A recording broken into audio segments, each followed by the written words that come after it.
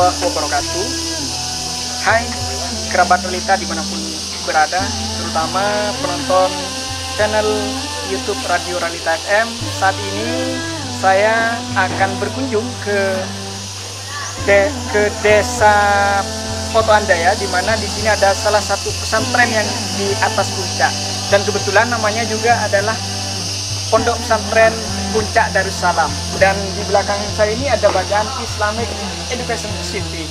Artinya di sini menjadi pondok, menjadi kota pondok pesantren di atas puncak ini untuk membimbing dan mendidik anak-anak didiknya.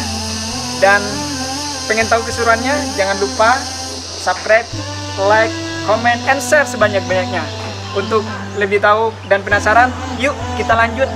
Kita temui nanti pengurusnya dan juga bapak kiainya di dalam.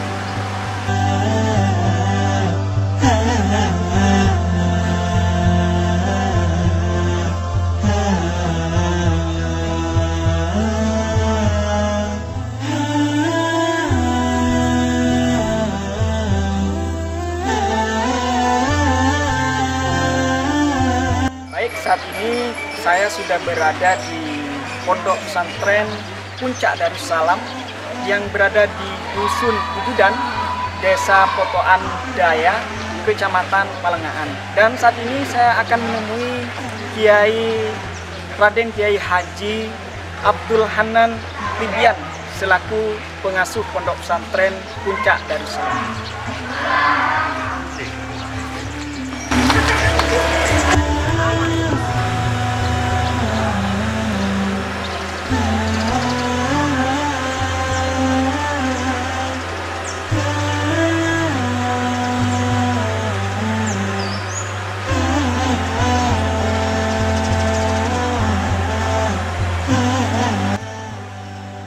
Waalaikumsalam warahmatullahi wabarakatuh.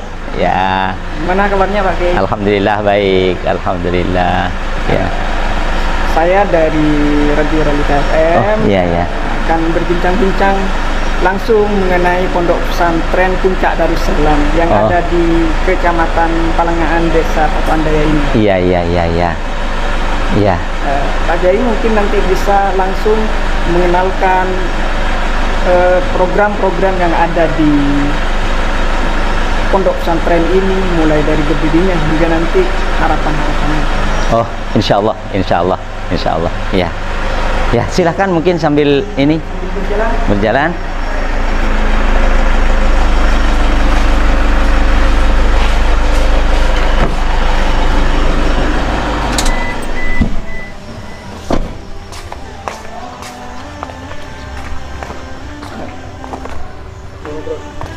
Pak Yai, ini ya. Tempatnya berada di atas bukit. Oh iya. Seperti apa sih dulu sejarahnya sehingga mendirikan Pondok Pesantren Darussalam di atas puncak, Pak Yai? Iya. Begini, memang saya dulu ingin ingin menyendiri, dan awalnya saya bukan mau bikin pondok. Saya dulu pengennya ingin jadi bisnismen. Bisnis luar biasa. Ya, bisnismen. Dan sudah saya mulai ya di perdagangan, trading, ada juga finance sudah dimulai. Tapi pada 2007 kemudian ya ada sebagian masyarakat yang mau memondokkan. Awalnya saya tolak. Kenapa ditolak ya? Di sini pertama air kesulitan. Air kesulitan, dan saya sendiri memang kurang minat karena di Palengahan ini pesantren sudah banyak ya? Banyak sekali. Jadi saya janganlah tambah lagi pesantren ini. Iya. Jadi di Palengahan memang banyak pesantren besar-besar sudah pesantren besar-besar, dan ini jadi saya kira tidak perlu menambah jumlah pesantren lagi. Tapi ya kehendak Allah ya berbeda. Kemudian pada 2007 itu ada orang yang maksa sekali untuk memondokkan anaknya. Dan saya merasa berdosa kalau ya walaupun ada alif lah pada diri saya kemudian dibutuhkan oleh orang dan saya tidak memberikannya. Jadi ya yang penting ya sudah menerima dengan keadaan yang belukar, seperti belukar dulu, masih belukar semuanya di sini. Mungkin bukit tak berpenghuni ya Pak Kiai? Bukit tak ada penghuninya. Di sini hanya saya sendiri. Bahkan menurut ada sebagian famili yang mengatakan saya dibuang di sini. Iya, seandainya ini bukan kehendak saya, kehendak orang tua atau mertua saya, mungkin saya dianggap dibuang. Ya, diasingkan lah seperti itu, dibuang lah karena ini tidak dibutuhkan, begitu persepsinya orang. Ya, tapi ini memang kehendak kami, jadi bukan karena dipaksa atau gimana. Yang menarik tadi ini dimulai dari bisnis Pak Kiai, bisnis, trading, ya, investasi dan sebagainya. Ya. Kenapa kok bisa beralih ke ingin mendirikan pondok pesantren itu? Nah, itu bukan dari keinginan. Jadi pertama dipaksa, ada orang yang maksa mau mondokkan, ya. Kemudian setelah itu sambil duduk aja di sini, ya, biar iya lebih rileks, biar lebih rileks. Aduh, astagfirullahaladzim. Ya. Ya, jadi awalnya itu ada namanya Kemuntaha dari Pordepor membawa 4 orang sini mau mondokkan. Awalnya saya tolak, di sini tidak ada air, tidak ada air. Tapi beliau maksa, sudah tidak apa-apa, kalau air biar cari sendiri nih santri-santrinya. Yang penting diterima. Dengan fasilitas seadanya. Saya ya sudah gini, air wudhu dan minum saya tanggung, tapi air mandi biar cari sendiri. Jadi biar bagi-bagi tugas. Nah setelah itu deal, ya sudah dimondokkan di sini. Nah setelah itu saya tetap masih kegiatan bisnis saya jalan, alhamdulillah. Dan menurut saya kategorinya masuk kategori sukses. Bisnis jalan? Iya. Tapi juga jalan. Sementara pada waktu itu jalan, ya jalan. Nah, terus bertambah, otomatis intensitas saya untuk bisnis mulai berkurang. Terus dengan bertambahnya santri berkurang. Bahkan pada awalnya saya ingin mengusir ini karena saya masih tetap pikiran saya ke bisnis. Jadi anggap setengah mengusir lah orang-orang yang mau mondok. Di sini dimahalkan. Dimahalkan. Ya, fasilitas yang serba kekurangan. Ya yang tidak punya nama, kemudian mahal. Pada saat itu SPP-nya kalau tidak keliru 250 per bulan. Per bulan? Per bulan. Bukan per tahun ya Pak? Bukan per tahun, iya per bulan. Saya jumlah 1 tahun itu 825 dulu. 800 berapa begini. Iya, jadi tentulah yang mau mondok ke sini itu orang rasa-rasan, tapi ada tetap yang mau mondok. Mau mondok. Pertama kali nerima berapa santri lagi? Ya, tidak dibatasi, tapi kan orang dengan apa namanya pembiayaan yang agak besar itu dengan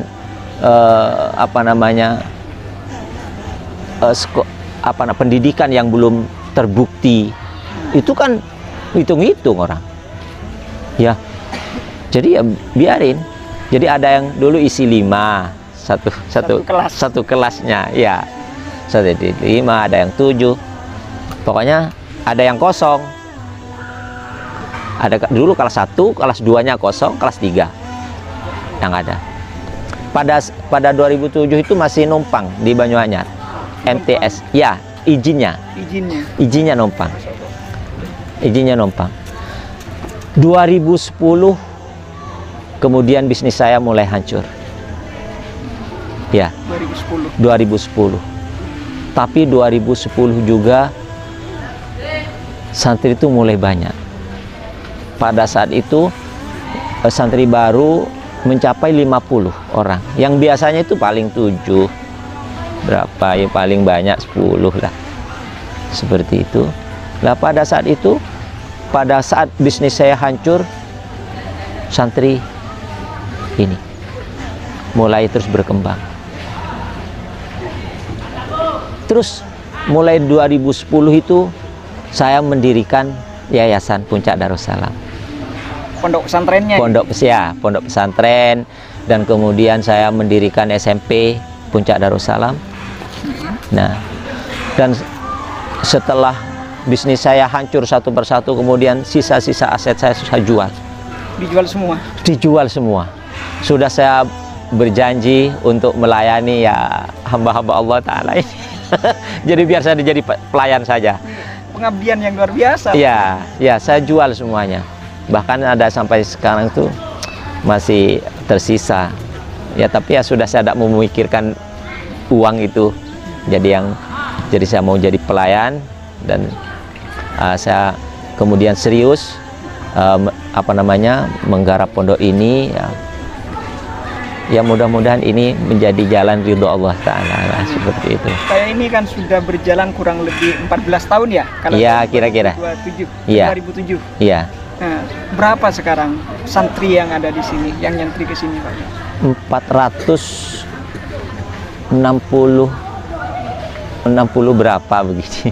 Hampir 500 ya? Hampir 500 lah ya. Itu semuanya putra atau putra-putri? Putra saja masih. Oh, masih putra. Iya, masih putra saja. Untuk putri masih dalam rintisan.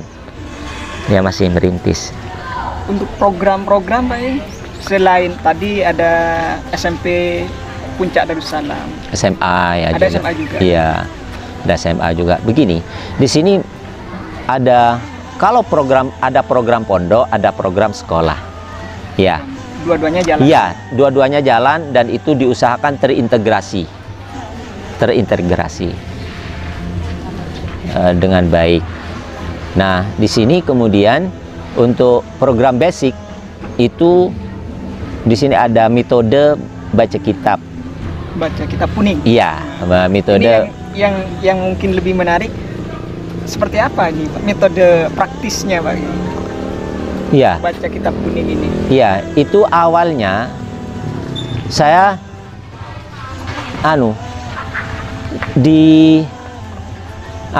oleh Kiai Banyuanyar selalu diminta untuk mengisi metode baca kitab. Pada saat itu saya masih belum punya metode secara tertulis. Jadi hanya metode praktis. Jadi yang dipraktekkan saya setiap hari mengajar santri. Jadi setiap kali, ini kami tidak punya pegangan, maka dari itu saya bikinlah pegangan itu. Setelah saya bikin buku panduan metode itu, kemudian saya launching pada waktu pemberangkatan guru tugas di Banyuanyar, dan responnya para PJGT, para pengasuh-pengasuh pemangku pondok pesantren dan lembaga-lembaga pendidikan itu sangat antusias sekali untuk dikembangkan. Baca kitab kuning ini ya? Metodenya. Iya, maka saya seriusi. Kemudian dibuatlah metode namanya Al-Iktisyaf. Al-Iktisyaf. Iya, Al-Iktisyaf. Jadi seperti itu. Ya dari situlah kemudian orang-orang itu banyak yang mungkin tujuannya ingin belajar langsung di sini. Ya, sama saya. Jadi pendorongnya. Jadi mulai 2010 itu memang titik tolak. Bisnis saya hancur satu sisi, tapi pondok jalan. Ya, berkembang. Sudah fokus ke pondok pesantren ya? Iya. Ketika bisnis hancur. Iya, ketika bisnis hancur saya menjadi fokus. Jadi saya sudah enggan untuk melakukan bisnis ini, itu sudah enggan. Memang saya tidak mau, Pak. Saya sudah mau fokus dengan pendidikan ini. Itu santrinya dari mana saja ketika sudah fokus ke pesantren? Ya, dari mana saja? Ya, dari luar Madura ada atau? Iya, kalau Madura semuanya. Kalau Jawa Timur itu ya mungkin hampir semua juga, dari Pasuruan ada, dari Surabaya ada, dari mana? Dari Situbondo ada, dari Bondowoso ada, dari Jember ada, dari Banyuwangi ada, Jawa Timur ya. Kalau dari Madiun ada, Kediri ada, dari Jakarta, dari Bogor, dari Artinya di Indonesia ya, Nusantara juga ada lah. banyak ya, dari Kalimantan, dari Maumere, dari NTT juga ada. Termasuk Kalimantan dan NTT juga. Iya, Kalimantan seperti Tarakan, Nunukan dari Kalimantan Barat, Kalimantan Tengah. Kemudian dari luar negeri ada, biasanya setiap tahun dari Malaysia. Hanya corona ini kemudian berhenti. Sudah Mungkin masalah. sambil jalan juga. Oh, Pak. begitu? Bisa? Bisa? Bisa? Ini kan cukup modern ya, saya lihat dari bangunan-bangunan yang ada di sini. Ini konsepnya seperti apa, Pak? Kok bisa seperti ini? Artinya ini kan di atas puncak, tetapi lihat bangunnya, wow, luar biasa. Ini gimana? Bisa diceritakan? Ya, saya melihat begini, bahwa tempat-tempat yang memasarkan keburukan itu kok bagus-bagus ya tempatnya. Seperti hotel, Ya tempat wisata yang mungkin menawarkan apa ya, banyak, pokoknya yang tempat-tempat yang menurut saya tempat keburukan, berbuat maksiat itu menyenangkan sekali. Nah kemudian saya menginginkan kemudian, hendaklah juga tempat pendidikan ini biar tidak terkesan kumuh, berantakan. Nah maka saya mulai berpikir, ini harus ditata dengan baik. Seperti itu. Ya awalnya berantakan juga, tapi terus iya awalnya berantakan. Dan menariknya juga ini kan tidak bisa dipungkiri di dunia globalisasi, modernisasi yang sangat luar biasa. Bagaimana menerima itu, Pak Kiai? Artinya mungkin dari sistem IT yang digunakan di sini seperti security, kemudian Enokut, ya. Iya, Enokut. Iya. Seperti apa, Pak Kiai? Ya, begini, memang masalah teknologi ini harus kita usahakan ya semaksimal mungkin untuk berkembang. Karena ini adalah sebuah realitas yang tidak bisa kita pungkiri. Harus diterima ya? Harus diterima dan harus kita kelola dengan baik. Sesungguhnya kita kewajiban sebagai khalifah itu bukan menolak realitas, tapi bagaimana mengelola realitas itu menjadi sesuatu yang bermanfaat kepada masyarakat. Iya. Respon masyarakat sendiri yang ada di sekitar sini seperti apa? Alhamdulillah baik. Semuanya baik ya. Ya. Iya, karena kami selalu berusaha berinteraksi dengan masyarakat. Misalkan seperti laundry itu tetangga-tetangga yang lakukan. Ini seperti kuli bangunan, makanya bangunannya modelnya agak tidak modern lah. Karena yang kerja itu tetangga. Ya, saya lebih suka. Yang desain Pak Yai sendiri. Ya, alhamdulillah. Yang memang sejak awal saya mulai konsepnya, ya. Di sini pekerja hanya kerja saja. Jadi, ya hanya kerja saja. Jadi tidak mendesain. Ngomong-ngomong luas lahan yang ada di sini, Pak, ini luasnya berapa ya? Soalnya banyak bangunan-bangunan yang berdiri tegak di sini.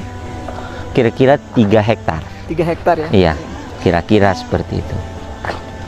Dilengkapi dengan fasilitas-fasilitas masjid juga ya, Pak? Iya, masjid belum selesai. Belum selesai, masih dalam tahap pembangunan. Iya, belum selesai. Masih ada sedikit kendala. Pak Yai, mungkin juga Pak Yai bisa sampaikan. Ini kan sudah berjalan kurang lebih 14 tahun ya. Iya. Sekarang pasti sudah punya alumni-alumni.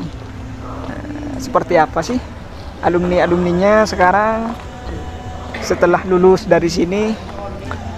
Iya, karena di sini kan 2014 itu masih alumninya sekarang yang banyak masih sekolah, tapi ada sebagian kecil yang sudah berkeluarga. Jadi masih baru merintis memang. Jadi masih belum ketahuan jelas lah kemana arah alumni itu. Iya, karena walaupun dia kawin ya paling masih punya anak 1 begini. Tapi sebagian sudah ada yang melanjutkan, misal ke perguruan tinggi, Pak? Oh iya, ada di Madinah, Luar biasa, ada yang luar mau, negeri ya? iya, ada yang mau ke Mesir, masih ini. Kemudian masih terkendala dengan adanya corona ini. Akibat corona juga Ya, Berdampak ya, berdampak jelas itu. Apalagi hanya dunia pendidikan, negara pun terdampak dengan corona ini. Ya, mungkin juga bisa disampaikan, Pak. Ini kan bangunannya juga didesain Pak Yai sendiri, artinya ikut terlibat di desain lah. Nah, seperti apa itu Pak Yai, keterlibatan Pak Yai? Apakah ada keterlibatan orang luar untuk membangun desainnya seperti ini? tidak ada. Artinya Jadi, murni Pak Yai? Murni, jadi murni. Jadi menurut saya biar satu karakter. Biar satu karakter? Iya, satu karakter. Karena orang itu membawa karakter. Nanti kalau ada orang luar itu membawa karakter sendiri. Jadi paling saya hanya kalau ada orang yang punya keahlian, nanya paling. Jadi kalau saya merasa cocok dengan pendapatnya, saya ambil. Dari sisi pembelajaran Pak Yai, di sini kan pondok pesantren. Iya. Saya sempat baca browsing di situs Google ini, ada IICP. IICP ya. Iya. IICP ya. IICP ini International Islamic Class Class Program. iya. Itu gimana? Ya, itu begini. Awalnya saya itu tidak bermaksud untuk bikin program internasional, ya. Tapi saya ingin punya program khusus lah, istilahnya, program khusus. Setelah program itu selesai saya bikin, saya mengundang teman-teman yang dari lulusan luar negeri, jadi orang-orang yang punya pemikiran tentang pendidikan yang maju, saya undang ke sini, kemudian saya diskusikan. Nah, setelah dari diskusi itu muncullah nama itu ya, IICP itu. Jadi, wah ini kelas internasional, kok saya dengan nama itu takut ya. Tapi sama teman-teman ya. Internasional itu. Iya, ya. Kemudian sama teman-teman diyakinkan, oh ya sudahlah, bismillah, mari, siapa tahu ini adalah bagian dari doa kalian. Saya akan berjuang untuk ini. Waktu launchingnya pun saya tidak meyakinkan kepada masyarakat. Tapi alhamdulillah pada pertama kali, walaupun launchingnya itu tidak meyakinkan, pendaftarnya itu sampai 9 orang. 9 orang? Iya, karena biayanya itu separuh dari yang reguler. Separuh dari yang... Bukan separuh ya, 2 kali lipat. 2 kali. Iya. Lebih tinggi. Lebih tinggi, iya. Yang seperti biasanya. Iya. 2 kali lipat. Pada saat itu 900. Sekarang sudah 1.200.000 SPP-nya. SPP-nya. Iya. Pendaftarannya sudah hampir 15 juta. 15 juta. Iya. Luar biasa. Iya. Hampir sama kayak masuk mau kuliah. Ya, kira-kira seperti itu. Memang naik setiap tahun. Setiap tahunnya. Ya, setiap tahunnya naik karena kita setiap tahun harus mempersiapkan sebuah program, perkembangan program yang itu membutuhkan biaya. Jadi biayanya juga cukup besar ya. Iya, biayanya juga cukup besar. Karena menurut konsep kami, sebuah perjuangan itu akan sukses harus ada 2 hal, yaitu sumber daya manusia dan sumber dana. Sumber dana. Iya. Makanya wajahidu bi amwalikum wa anfusikum. Jadi amwal itu kita sumber dana, anfusikum adalah sumber daya manusianya. Itu harus seimbang. Iya, seirama. Jadi itu tidak seimbang ya tidak jalan. Tidak jalan. Baik, Pak Yai juga ini ada di atas bukit. Tadi juga sudah direspon luar biasa sama masyarakat. Nah, harapannya seperti apa kepada masyarakat ini, masyarakat sekitar duduk? Ya harapannya bahwa pesantren itu adalah bagian dari masyarakat. Artinya masyarakat harus terlibat untuk membesarkan budaya. Iya, masyarakat harus terlibat. Karena kita tanpa ada keterlibatan masyarakat, kita tidak punya makna. Karena ini untuk masyarakat, milik masyarakat, dan ini adalah calon-calon masyarakat yang akan kembali lagi, yang akan kembali ke masyarakat. Jadi ini kalau tanpa ada keterlibatan di situ, maka khawatir kita akan berjalan sendiri-sendiri dan kita tidak saling bersinergi. Nah, ini adalah sebuah masalah. Ini masalah. Pak Yai, selain itu barangkali juga pesan dan harapan kepada para alumni, kemudian para santri yang masih nyantri di sini, dan ke depan seperti apa harapan? Iya. Intinya apakah akan difokuskan cukup ke salaf atau ke modern atau salaf semi modern atau seperti apa? Iya, sesungguhnya itu label itu menurut saya tidak terlalu penting. Yang terpenting itu adalah bagaimana pesantren ini bisa melayani kebutuhan masyarakat sesuai dengan kapasitasnya. Jadi sesuai dengan kapasitasnya. Dan di sini program memang sementara sampai saat ini saya pernah diundang talk show di Jakarta tentang pondok pesantren salaf modern katanya. Iya, salaf modern. Kendati pun istilah itu sungguhnya saya baru tahu setelah saya diundang. Jadi ya, saya sendiri tidak punya istilah seperti itu. Saya hanya fokus bagaimana pondok ini punya peran aktif dalam membangun generasi bangsa di masa-masa yang akan datang. Karena kita punya tanggung jawab untuk itu. Jadi oleh karena itu, dan pesantren itu menurut saya memang harus berwawasan internasional. Artinya tidak meninggalkan salafinya, tetapi harus menerima modernisasi yang harus diterima. Iya, ini ada sebuah realitas kehidupan. Iya. Makanya dalam ada sebuah kata-kata, alimu auladakum fa innahum makhluquna li zamanin ghairi zamanikum. Karena anak-anak ini nanti akan hidup di suatu masa yang tidak sama dengan saat ini. Intinya yang dulu dengan yang sekarang sangat jauh berbeda. Jauh berbeda. Jadi dengan tantangan yang berbeda, otomatis kita mendesain generasinya ya harus berbeda. Jadi, artinya harus mengikuti perkembangan zaman. Iya. Jadi karena di sini ada istilah ada sesuatu yang tidak boleh kita tinggalkan, tidak boleh kita rubah, ada sesuatu yang yang bersifat dinamis, ada sesuatu yang bersifat statis. Misalkan seperti ibadah bersifat statis, bukan karena kemudian dulu seperti itu sekarang mau dirubah. Tetap ini tidak boleh berubah. Jadi nilai-nilai seperti harus rajin sholat, senang terhadap kebaikan, berbuat baik kepada orang tua, berbuat baik kepada orang lain. Ini adalah nilai yang tidak boleh ditinggalkan.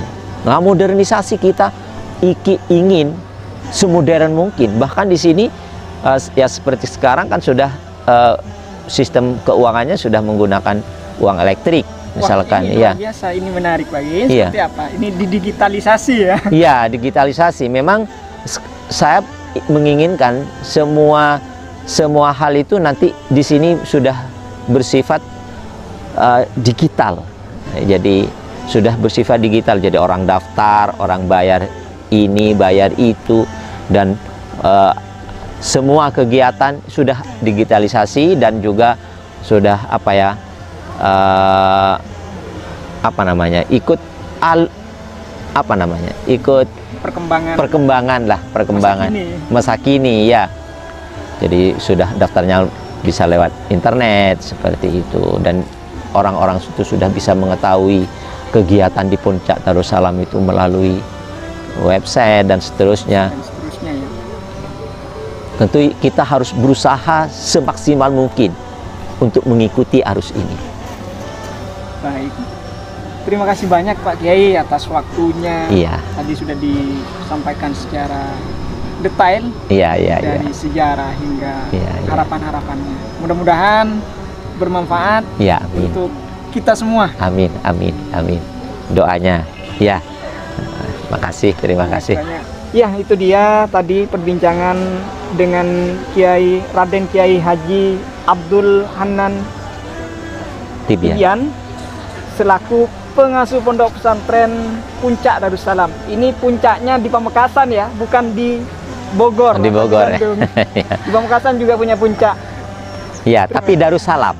Darussalam. Iya, jangan Jadi Puncak Darussalam ini harus diikutkan ini. Iya. Iya. Pondok Pesantren Puncak Darussalam. Iya. Mudah-mudahan pondok pesantren ini lebih maju Amin, amin. dan lebih besar lagi, Pak. Amin, amin. Terima kasih banyak. Bermanfaat, ya.